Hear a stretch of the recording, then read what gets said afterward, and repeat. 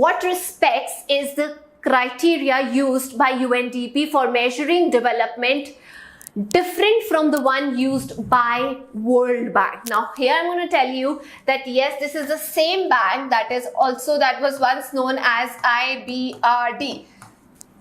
Oh, it's B.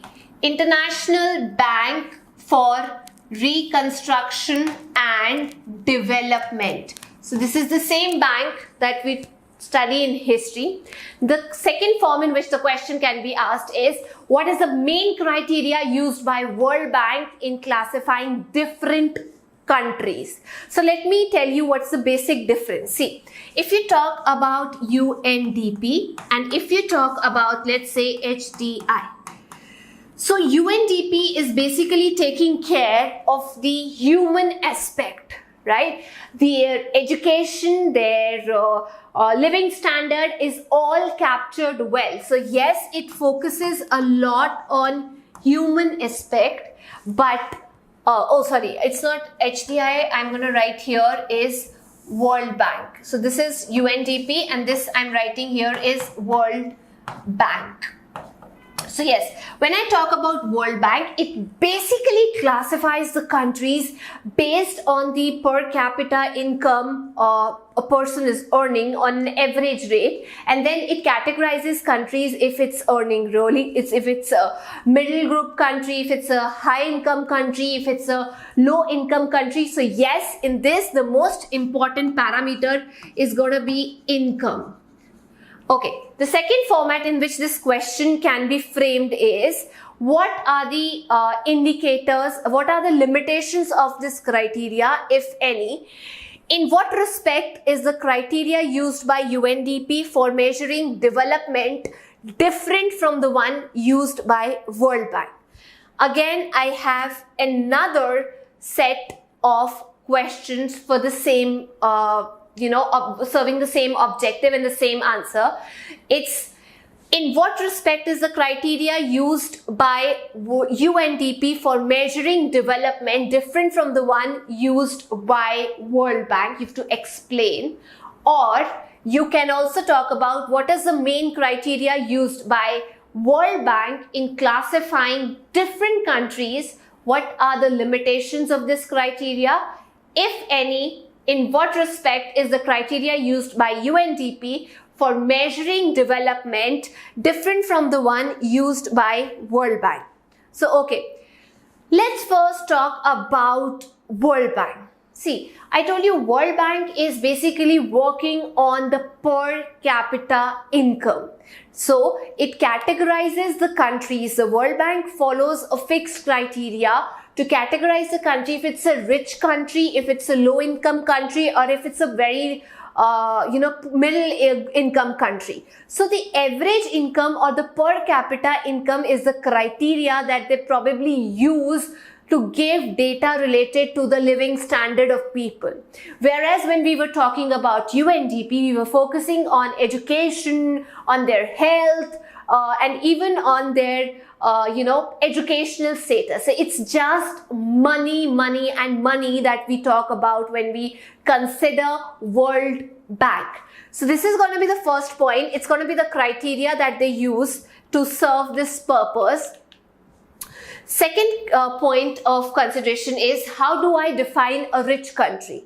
So countries which had the per capita income somewhere around $10,000 and 66 per annum and above in 2004, according to the report of World Bank stated in 2006, is going to be a country that is categorized under rich category status, whereas a low income category, now you're going to underline points here.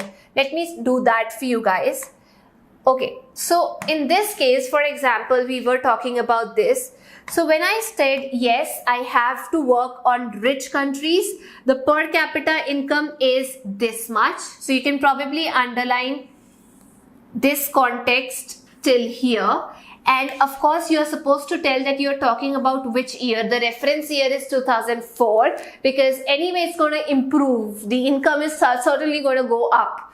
And if I talk about low income, it's gonna be the per capita income of $825 or even less. Again, in which year? That's 2004. But this was stated according to the World Bank. WDR stands for World Bank Report 2006. Now, this has been demarcated, and the section has been answered accordingly, like rich countries, poor countries, what is the criteria.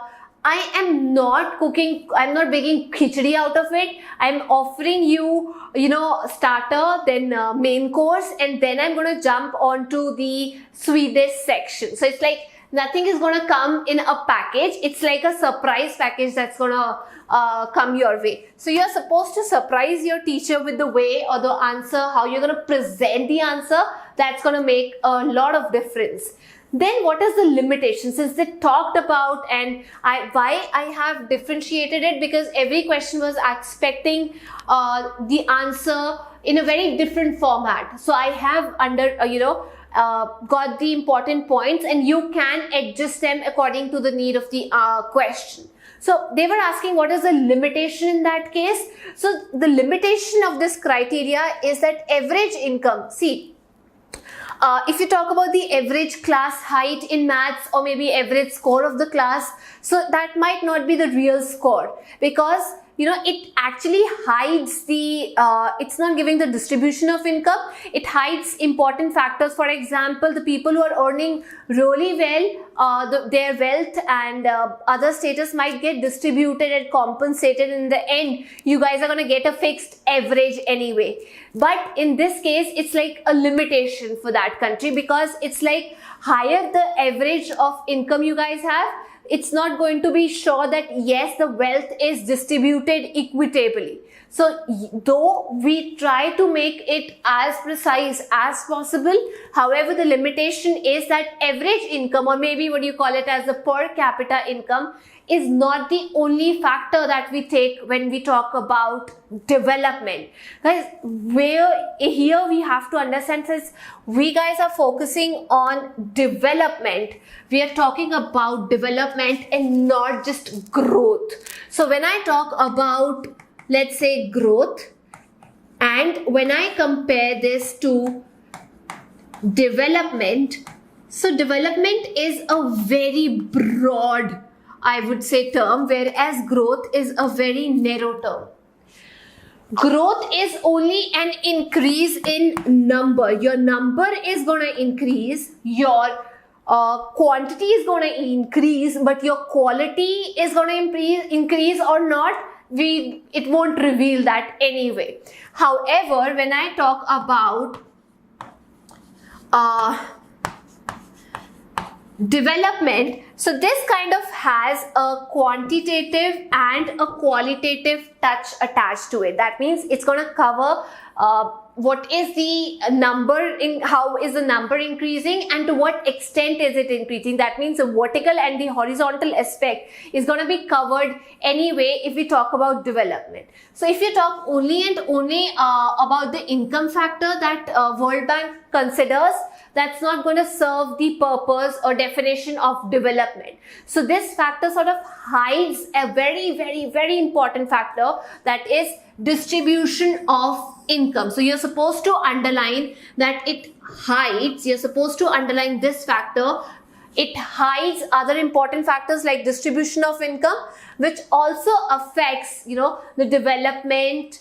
High average income along with equitable distribution of income is considered favorable for development. That means you are supposed to have a average income that's yes high, and yes, you have to ensure that that high average income is not just because some people of the country are earning really well and the others are not. So in addition to the higher income, average income, it has to be an equitable distribution. So you've suggested a remedy here. So this is going to be a remedy that you have given and put forward, that the picture is going to be made very clear this way. So, and talking about the second criteria that's used by UNDP for measuring development, it focuses on, like we've talked in the previous two questions, it focuses on Human Development Index. like that is the simple average of 3 indices. That's longevity, knowledge or education, and the per capita real GDP, or maybe per capita income of a country compared in US dollars. So different countries are rated on the basis of HDI index. The range is going to be between 0 to 1. However, yes, we've talked about ranking the countries, but that has nothing to do with the range. That's between 0 to 1. So if you are on a good side, let's say +5, that means you're doing really well. Like it's like 0.8. All the Scandinavian countries who have good women empowerment, women participation, like human development factor is really good in those Scandinavian countries, maybe Norway, Sweden, Denmark. So if you're touching 1, that means you are doing really good. However, if you are just below the 5 scale, that means there's still scope of improvement. You need to work on your human aspect, and you need to convert that human people, like humans, as a resource. So the next question is, now they've asked to explain, the very first part that they've asked for is explain the term sustainable development. Okay, so I know it's like you're gonna start a sustainable development, this. Please guys, read the question carefully. So they've asked to explain the term. So of course you're going to start it anyway, that yes, sustainable development, and then you're going to give the point. It means there's, equitable distribution of resources. Resources are conserved for the future generation. We've, not borrowed it. We've not inherited our resources. We've just borrowed it. We need to pass it on to the future generation. Second part that they've asked is that you have to suggest. So just underline this. They suggest 2 measures to ensure sustainable development. So you have to suggest 2 measures to work on it. So let's look how the answer is supposed to look in this case. So sustainable development is important for development because, so you have to tell them why is it so important to have sustainable development. Now, intentionally I've skipped the definition because you guys are pretty much aware of the definition that yes, sustainable development was also being talked about in the Rio de Janeiro Earth Summit that took place in Rio de Janeiro, Brazil in the year 1992. So they wanted to make sure that you utilize the resources, you make optimum utilization of the resources, but at the same time you respect the future generation, and you sort of conserve these resources to serve the needs of the future generation. That is sustainable development. And then you've been asked to explain or suggest 2 measures that in which way you can ensure sustainable development. So the very first point, you guys have the basic knowledge, is about protecting the people against pollution. That means you have to ensure that there is quality of life and health.